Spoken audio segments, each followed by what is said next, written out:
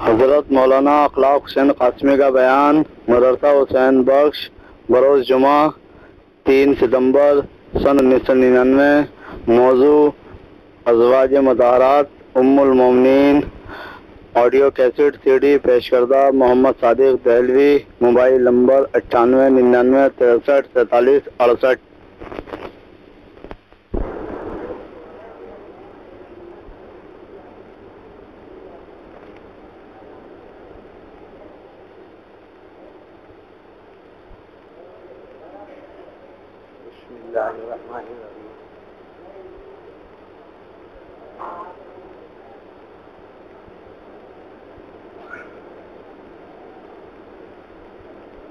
اعوذ باللہ من الشیطان۔ پچھلے بیانات حضور اکرم صلی اللہ تعالی علیہ وسلم کی صاحبزادیوں سے متعلق تھے، اور میں نے عرض کیا تھا کہ رسول اللہ کا اسوہ حسنہ جو امت کے لیے اور دنیا کے لیے واجب الاتباع ہے، اس کا تعلق حضور کی صاحبزادیوں کے اسوے سے بھی ہے اور حضور کی ازواج مطہرات کے اسوے سے بھی ہے۔ وہاں چلے جاؤ، ادھر وہاں کیا تعامل ہے آپ کو جانے میں؟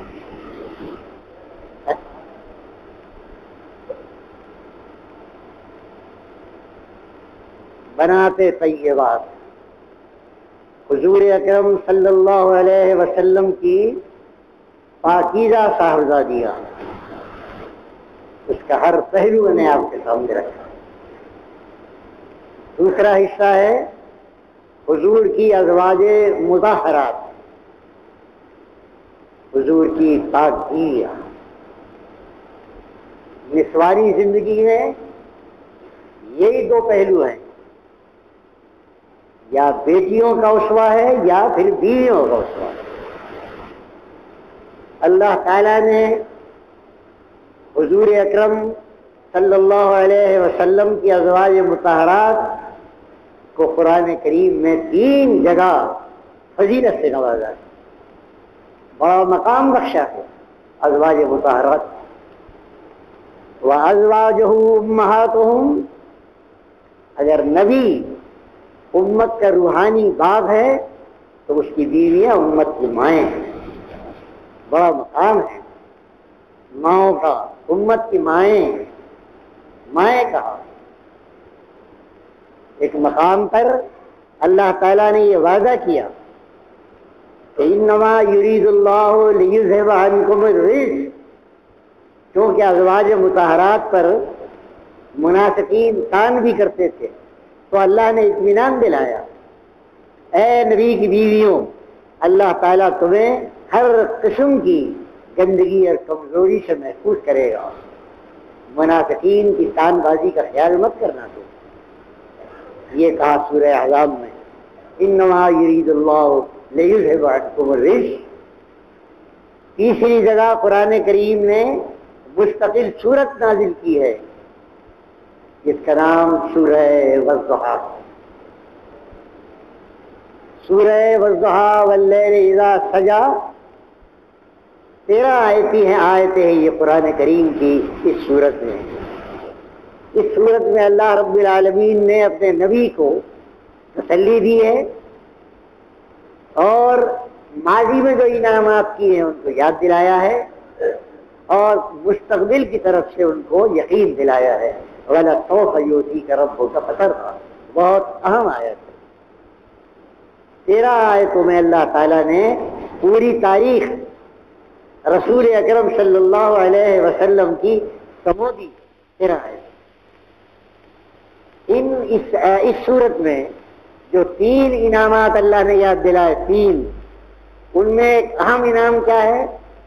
فرمایا وَوَجَدَكَ عَائِلًا فَأَغْنَىٰ، 3 انعام۔ الم یجد کا یتیمن فآوا، اے نبی یاد رکھیں آپ، کیا اللہ تعالیٰ نے آپ کو اس عالم اسباب میں یتیم نہیں پایا تھا؟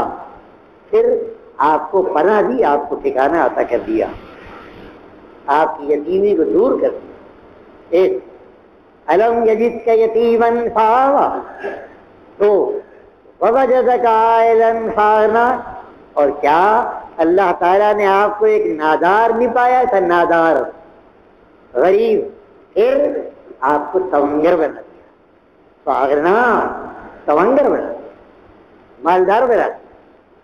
دوسرا انعام، اسی دوسرے انعام سے تعلق ہے ازواج مطہرات۔ تیسرا انعام وہ الگ ہے، ووجدک ضالا فہدی، کیا اللہ تعالیٰ نے آپ کو بے خبر نہیں پایا، پھر قرآن عطا کر کے آپ کو باخبر کر دیا، بے خبر تھے اب باخبر۔ یہ دوسرا انعام یہ بڑا اہم ہے۔ اللہ رب العالمین نے اپنے نبی کو نادار پایا، نادار گھرانے میں پیدا ہوئے، غربت کا دورہ تھا، پھر اللہ رب العالمین نے کس طرح غنی کر دیا، ناداری کو تونگری میں کس طرح تبدیل کر دیا۔ اب اس پر آپ امام رازی کا ایک تبصرہ دیکھیں، امام نے چند لفظوں میں وہ پوری تاریخ تونگری کی بیان کی ہے کہ اپنے پیغمبر کی ناداری کو کس ترکیب اور تدبیر کے ساتھ تونگری میں بدلا ہے۔ فرماتے ہیں امام کہ اللہ تعالیٰ نے اغناہ بتربیت ابی طالب، دادا کے بعد دادا یتیم پیدا ہوئے، دادا کا انتقال، پھر اللہ تعالیٰ نے ابو طالب کی تربیت سے آپ کو غنی کیا۔ دادا کے بعد ابو طالب 40 برس تک جناب ابی طالب حضور کی پرورش کرتے رہے، 40 برس تک۔ فرماتے ہیں فلما اختلا، پھر جب ابو طالب کے حالات کمزور پڑے تو کیا ہوا، اغناہ بمال خدیجہ، اور ایک مالدار دولت مند خاتون حضرت خدیجہ کے مال سے آپ کو سہارا ملا، دوسرا درجہ تونگری کا۔ پھر امام کہتے ہیں ولما اختل ذلک، پھر جب حضرت خدیجہ کبریٰ کے حالات کمزور ہوئے تو اللہ تعالیٰ نے کیا کیا، بمال ابی بکر، ابو بکر صدیق کی دولت اور مال سے آپ کو سہارا عطا کیا۔ یہ آپ کے غنا کا کہ دور چل رہا ہے مختلف۔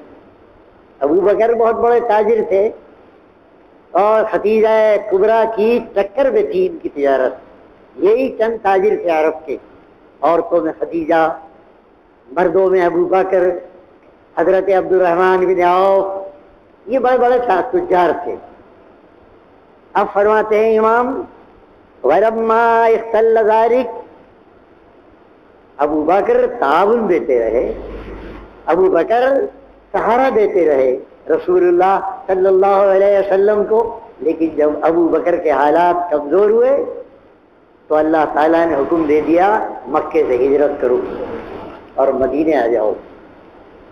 اب مدینے آ جانے کے بعد اللہ رب العالمین نے کیا کیا، واغناہ بیانت الانصار، یہاں اللہ تعالیٰ نے انصار کا خاندان قبیلہ عطا کر دیا، مدینے کے انصار، اور پھر ان کے تعاون سے آپ کی غنا قائم ہوئی، اغنا ہو۔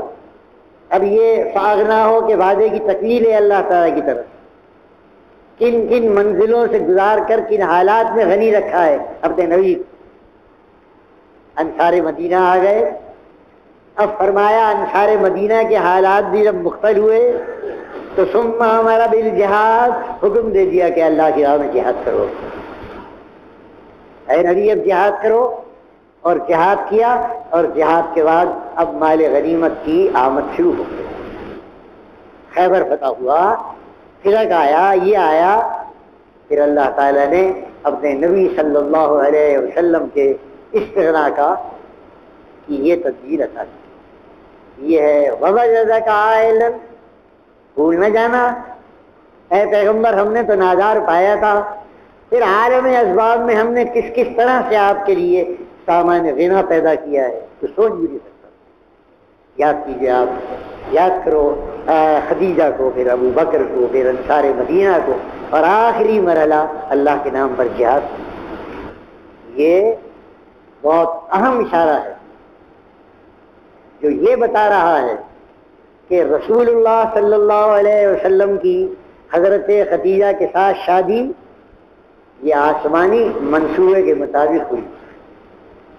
یہ ہر کام اللہ تعالیٰ کا آسمانی منصوبہ ہے، وہی جو چاہ رہا ہے ہو رہا ہے، لیکن اس کو اللہ تعالیٰ نے اپنا منصوبہ ظاہر کیا، یہ عنوان دیا اللہ نے.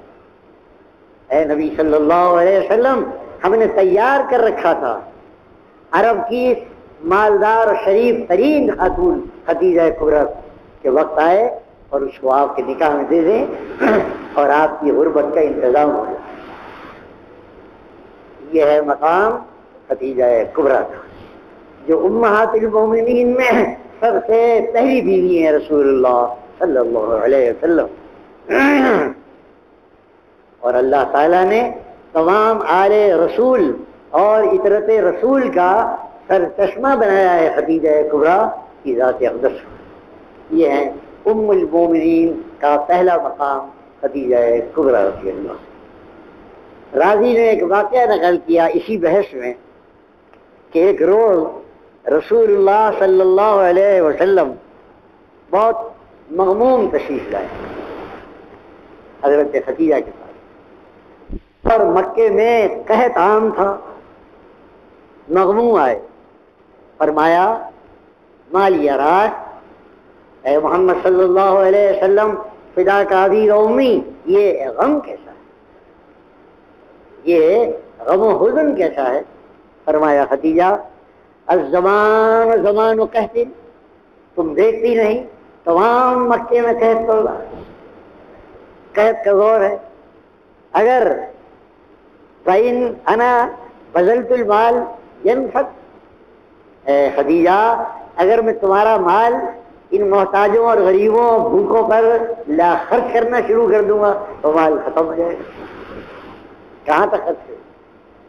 اور اے خدیجہ اگر وَإِنْ أَنَا لَمْ أَبْذِلْ، اور اگر میں ہاتھ روک لوں تو اخاف اللہ، مجھ کو اللہ سے ڈر لگ رہا ہے.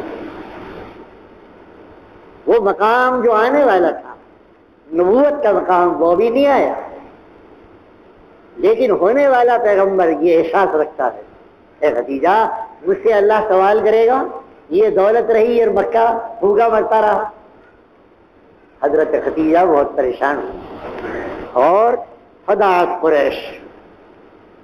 قریش کے تمام عمائدین کو دعوت دیا، ہو جمع کیا اور جمع کر کے تمام صورتحال رکھی. مکے میں قحط پڑ رہا ہے، میرے شوہر کا یہ احساس ہے، بہت مغموم ہے، یہ کہتے ہیں کہ اگر خرچ نہ کروں تو ڈر لگ رہا ہے اللہ، خرچ کر دوں گا تو سارا مال خدیجہ ختم ہو جائے گا، فاستا ہی، اور مجھے آپ تم پہ شرم آئے گی، میرا سارا مال خرچ کر دیا ہے. ساری صورتحال قریش کے اکابر کو سمجھائی خدیجہ کبریٰ نے. فقال ابو بکر صدیق اکبر کھڑے ہو گئے سب سے پہلے اور کہا ہے خدیجہ فافرقت دناری وصبتها حتى بلغت مبلغا، کیا کہہ رہی ہیں آپ؟ میرے پاس درہم و دنانیر کا جو خزانہ اور ذخیرہ موجود ہے اے خدیجہ، میں وہ سب کو پانی کی طرح بہا دوں گا، یہاں تک کہ میرے سامنے کوئی بیٹھنے والا باقی نہیں رہے گا کہ جس کے یہ وہ دامہ میں میرے درہم و دینار نہ ہو. سب کیا کہہ رہی ہو، گھبرا کیوں رہی ہو؟ یہ صدیق اکبر نے کہا. قالت، سنا اور سن کر کہا حضرت خدیجہ رضی اللہ تعالی عنہا نے فاشہدوا، اچھا اے لوگوں میں تم کو گواہ کرتی ہوں اس بات کو کہ ان ھذا المال مال، اگر اے ابو بکر تمہاری سخاوت کا یہ حال ہے، تمہارا حوصلہ یہ کہہ رہا ہے تو میں اعلان کرتی ہوں تم کو گواہ بنا کر کہ میری تمام دولت سب کی سب محمد کے لیے صلی اللہ علیہ وسلم. انشاء فرق و انشاء امسک، مجھے کوئی غم نہ ہوگا یہ خرچ کر دینا ہے. یہ ہے اللہ کے وعدے کی تعمیر کہ ہم نے نادار پایا پھر کیسا غنی کیا. اور پہلی منزل غنا کی حضرت خدیجہ کبریٰ رضی اللہ تعالیٰ. پہلی منزل خدیجہ کبریٰ کے ساتھ رسول اللہ صلی اللہ علیہ وسلم نے شرکت کی ہے تجارت میں، مزارعت جسے کہتے ہیں، شرکت کی ہے، شرکت میں کام کیا ہے. پھر وہ دور جاری رہا تجارت کا تاکہ اللہ نے کار نبوت سونپ دیا رسول اللہ صلی اللہ علیہ وسلم. اب تمام ذمہ داری حضور کی مشن کے لیے رہی. نہ تجارت کے لیے وقت رہا، نہ بکریاں چرانے کے لیے وقت رہا. بکریاں چرائی نبوت سے، تجارت کرتے رہے نبوت سے. جب نبوت کا بار آ گیا تو اب صبح و شام ایک ہی کام رہا، قولوا لا الہ الا اللہ، قولوا لا الہ الا اللہ. اللہ پہ ایک مانو، اندھیرے اجالے محلوں میں بازاروں میں لا الہ الا اللہ. تو اب گزر معاش کا طریقہ کیا رہا؟ یا حضرت خدیجہ کا مالی تعاون اور یا مالدار صحابہ کے ہدایا، مالدار صحابہ کے ہدایا. جو مالدار اللہ تعالیٰ نے عطا کیے تھے، اور وہ تو اس نے کہا نا کون ہے مغرب کا بہت بڑا، جس میں غالباً ولیم ہے، کون ہے؟ اس نے کہا کہ اگر عیسیٰ علیہ السلام کو پہل کر کے ماننے والے مشیروں کی جگہ بڑے بڑے عمدہ لوگ بڑے ہوتے تو اچھا ہوتا. میں دیکھتا ہوں کہ محمد الرسول اللہ کے ماننے والوں میں جہاں بلال، صہیب یہ بھوکے یہ غریب تھے، وہاں خدیجہ کبریٰ مالدار عورت، وہاں صدیق اکبر بہت بڑے تاجر، وہاں عبد الرحمن ابن عوف، یہ وہ بڑے بڑے قابل ترین لوگ تھے جنہوں نے اسلام قبول کرنے کے بعد میں بڑے بڑے اہم کارنامے انجام دیے. ولیم کہتا ہے کہ محمد الرسول اللہ صلی اللہ علیہ وسلم کی فضیلت حضرت مسیح پر یہ ہے، مسیح پر ایمان لائے مشیرے، غریب غربا وہی ایمان لائے، پہلے ایمان لانے والے حواریین مشیرے تھے، حواریین. لیکن رسول اللہ کے حواریین میں غریب بھی، رسول اللہ کے حواریین میں دولت مند، رسول اللہ کے حواریین میں عمائدین قریش بھی، بڑے بڑے صاحب حسب و نسب لوگ بھی، اور محنت کش اور مزدور لوگ. یہ اللہ تعالیٰ نے حضرت خدیجہ کبریٰ کو مقام عطا کیا. خدیجہ کبریٰ کی تفصیل میں عرض کروں گا میں.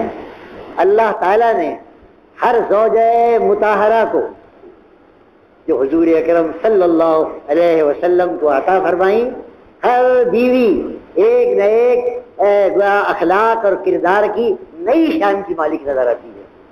ہر بھی اگر خدیجہ کبریٰ کو دیکھیں تو شوہر کے ساتھ وفاداری کا کمال نظر آئے گا کہ غریب شوہر جو اللہ کے دین کا کام کرنے نکل رہا ہے، کس طرح وہ مالدار بیوی اس کو تعاون دے رہی ہے، اس کے کام میں اس کو تعاون دے رہی ہے، گزرے معاش میں اس کو تعاون دے رہی ہے.